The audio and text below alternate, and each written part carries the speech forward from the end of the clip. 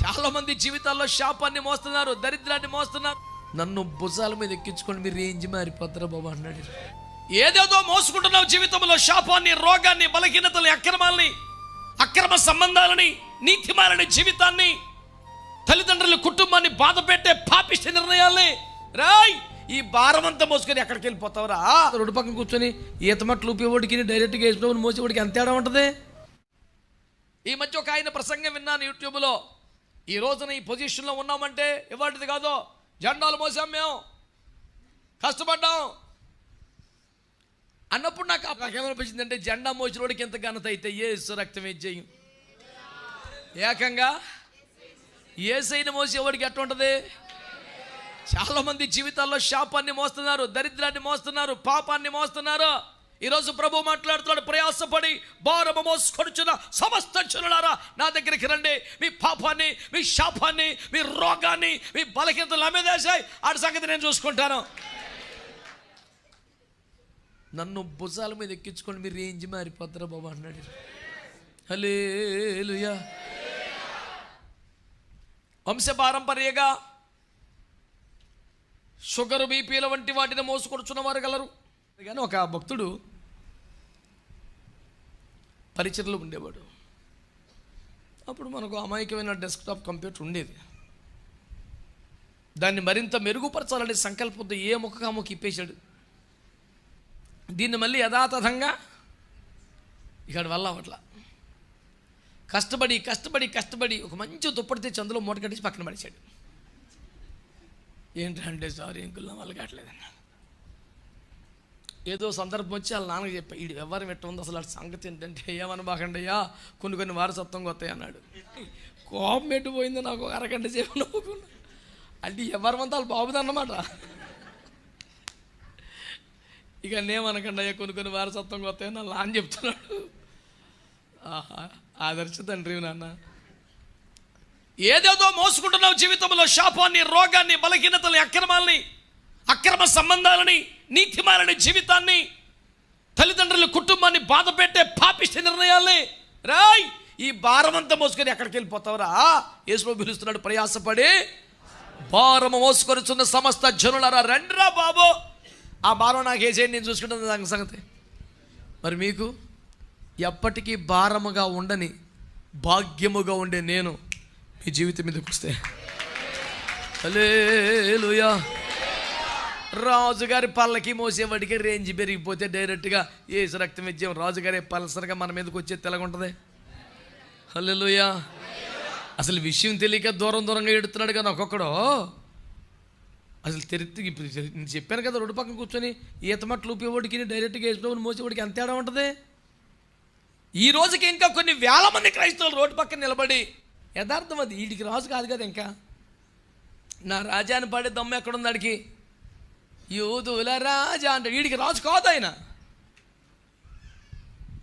ఆయన ప్రభువుగా కోరుకుంటే, ఆయనకు అధికారానికి అప్పగించుకుంటే, స్టీరింగ్ ఆయన చేతిలో పెడితే, పగ్గాలు ఆయన చేతికి ఇచ్చే, ముక్కులో బిగించి కల్లి ఆయన చేతిలో పెడితే, నీ ఇష్టపడి తిప్పితే అటు తిరుగుతాను ప్రభు అని అప్పగించుకుంటే రాజా నాడు పాడగలుగుతాడు. లేకపోతే యూదుల రాజా బాయ్ చెప్పటం రోడ్డు పక్కన ఉన్నాడు.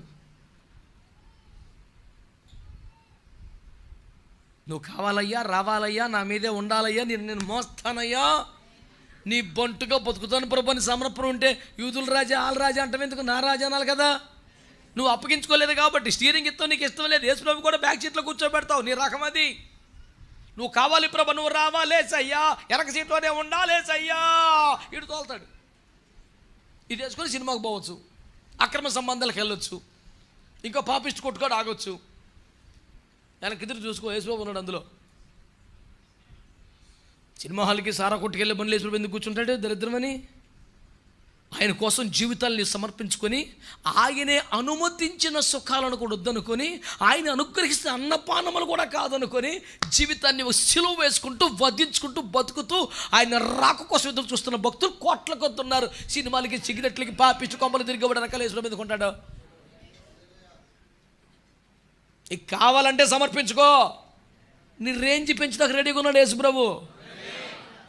నీ వల్ల యేసుప్రభు రేంజ్ పెరగదు, ఆయన వల్ల నీకు పెరుగుద్ది. అంగీకరించే మనసు ఉంటే ఏమనాలి? మరో ఆలోచించేస్తున్నారు ఇంకానే.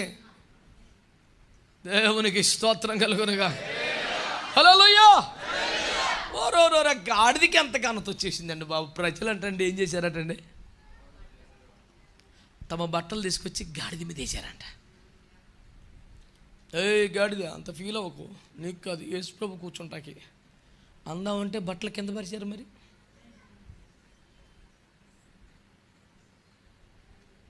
నువ్వంతా దరిద్రమని, నువ్వంతా మురికని, నువ్వంతా అడ్డగోలు కొంటావని, ఏ మూటలు మోసో చచ్చావు ఇప్పుడు దాకాని, ఆ మురికి నా ప్రభుకి అంటకూడదని నీ కొత్త బట్టలు వేసాను. నీ గురించి కాదు, ఆయన గురించే అందామంటే రోడ్డు మీద కూడా వేసారుగా.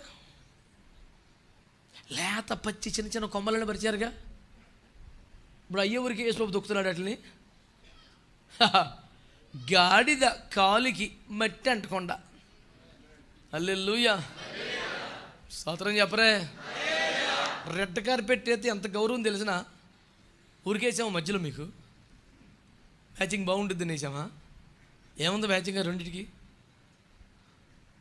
ఎందుకు వేసాము? ఘనత, గౌరవం, చాలా మర్యాద అండి. దేశాధినేతలు, రాష్ట్రపతులు, అధ్యక్షులు, రాజులు వచ్చినప్పుడు వేస్తారు రెడ్ కార్పెట్.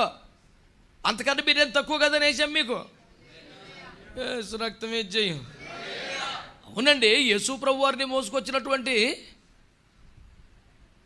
ఇప్పుడు ముఖ్యమంత్రి గారు వాడే కారు ప్రపంచంలో అత్యంత ఖరీదైన కారా? కాదుగా.